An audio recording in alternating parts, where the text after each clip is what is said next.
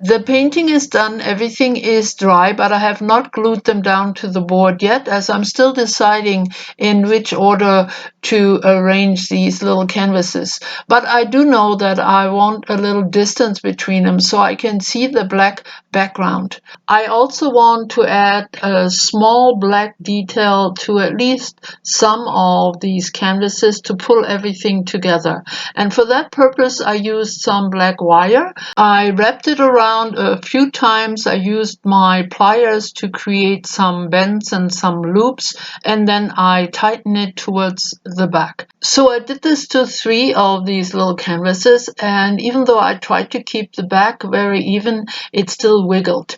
So I decided to add a pretty sturdy piece of carpet to the back of all the tiles. I used 2 smaller pieces on either side of the wires and just one big piece on all the other canvases, and that made everything even and put them all on the same level. And just to make sure that there weren't any white edges left, I added a bit more color to all of these canvases, and then it was time to glue them down. Now for this, I used my E6000 to make sure it was nice and strong.